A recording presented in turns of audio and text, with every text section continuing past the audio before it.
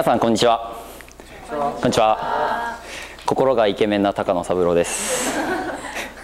私は今回被災者視点の 3.11 ということで話させていただきます。突然ですが皆さん今年日本にとってどんな年だったかと聞かれたら何と答えるでしょうか。今年日本は終戦から70年を迎えました。こちらの写真なんですが、武蔵境駅であったポスターなんですが、それを写真で撮ってきました。戦後70年、夏休みの間、メディアを通して当事者がどんどん少なくなってきており、戦争の状況や戦争で起きた悲惨な出来事を語る人がどんどん少なくなってきているという話でした。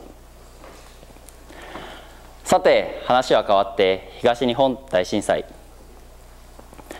私が中学2年生の時でした。私は東日本大震災を経験しました。皆さんはあの時のことを覚えていますか？あの時どのように生活したでしょうか？あの震災があった翌日どんな生活をしていたでしょうか？私は皆さんにここであの震災のことについてよく考えてくれとか、私たちの被災者の気持ちが分かるだとか言うつもりはありません。私がここに立っている理由、それは被災者責任というものだと感じています。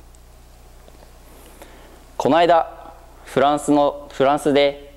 非常に残酷なテロがありました。皆さんはあのテロについてどう思いましたか？私は何かしたいと思っても何もできない状態がすごい悔やまれました。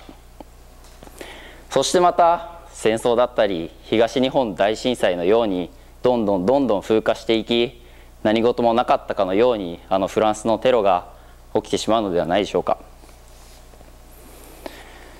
私は被災者責任を負っています。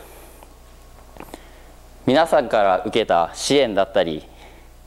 沿岸での生活をしている人、私はそれらを伝える責務があると感じています。全国、いや全世界に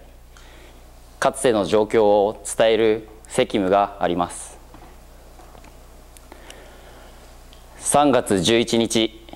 2時46分、大きな揺れ、また遅れてくる緊急地震速報の中、マグニチュード 9.0、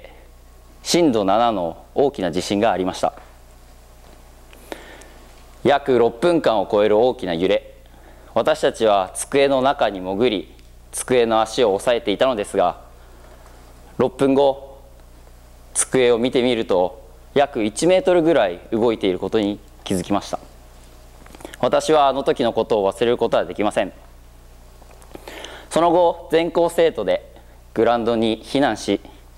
そしてなぜか2階のバルコニーへ移動させられたのです。その時は全く分からなかったのですが、津波が来るかもしれないということで2階のバルコニーに避難しました。あの時は情報が全くなかったので、私たちは知る由もなかったのです。そしてその後、その揺れが収まり避難をして、学校の方針により家が近いもの、または親と連絡が取れたものから帰れるという状況でした。中には家が近くてその1時間後すぐ帰れたものもいましたが、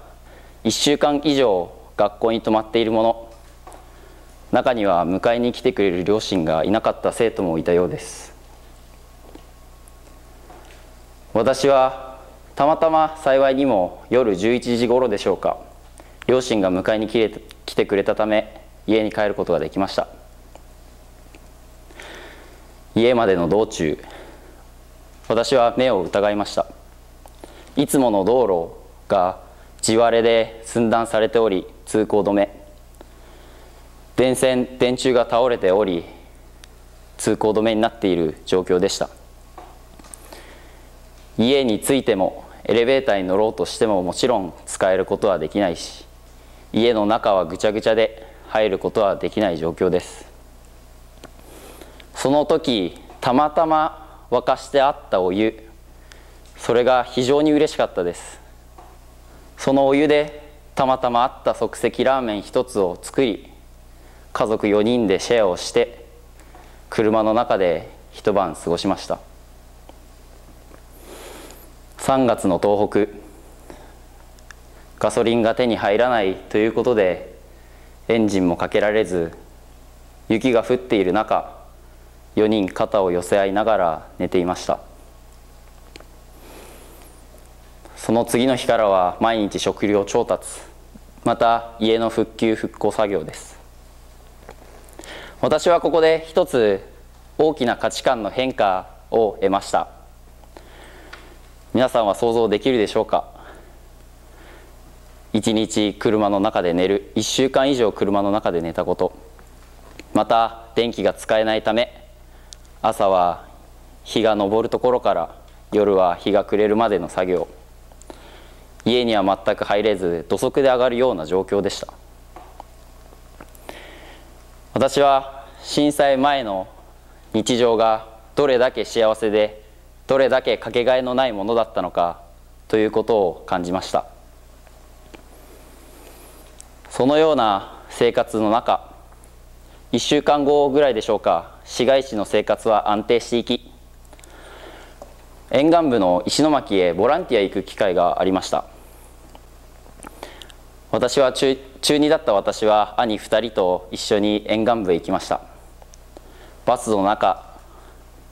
私はまた目を疑うような光景に遭いました。私が見てきたもの、私が撮ってきた写真です。ビルの上にバスが乗っている、また市街地の中、住宅の中でありますが漁船が転がっている、また壊れた車が山積みになっているような状況でした。市街地が安定しているのに沿岸部との差、私は非常に残念な思いでした。街の中は泥と塩の匂いが充満していました。私たちボランティア20名ぐらいで作業を、一つの一軒の家屋を復旧するために作業をしていたのですが、泥出し、車の移動、津波で濡れた資料の整理、朝から晩まで作業しても終わりませんでした。そしてまた私たちは市の中に戻り、あったかいご飯が食べられる状況。しかし沿岸部の皆さんはこれからまた食料調達であったり自分の家の復旧復興作業です。しかし私はそんな状況の中、人とのつながりというものを感じました。中には関東からすぐに駆けつけてくれた者、また阪神・淡路大震災を経験してボランティアに来てくれた者、中には海外から来てくれている方もいました。それでこそ私は被災者責任を果たさなければなりません。全国、いや全世界から受けた支援、私は非常に感謝しています。正直私は被災者の中ではラッキーだったのかもしれません。私の家は全壊判定を受け、さまざまな支給を政府から受けましたが、実際に両親は今同じ家に住んでいます。しかし沿岸部では家が流された者、家が全くない者がいます。私はとても残念に思いました。しかし 3.11 があったことを忘れてはならないと思います。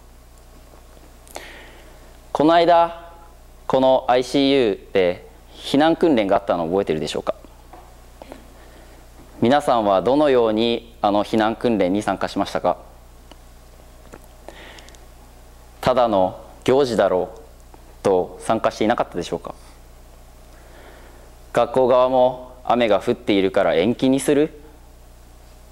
正直私は残念に思いました。実際に 3.11 の夕方から大雪が降っている状況でした。雨の中だからこそやらなければならないのではないでしょうか。私は時に被災者でありながら津波を経験していないということが逆に残念に思うようなことがあります。その避難訓練でさえ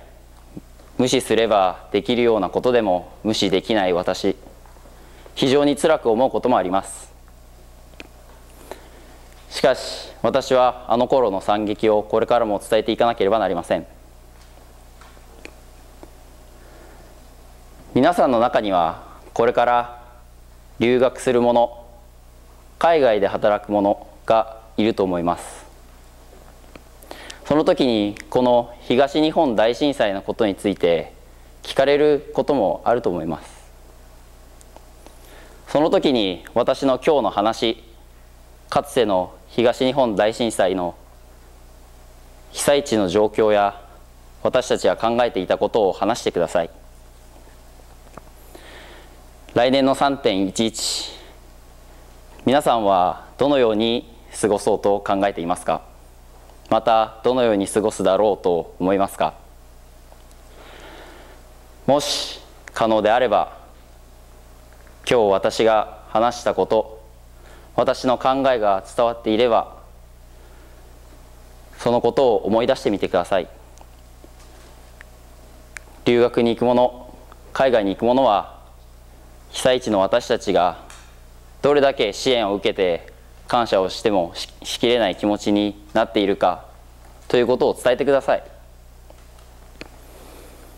そうすれば私の被災者責任というものが少しでも果たされるのではないでしょうか。以上です。ご清聴ありがとうございました。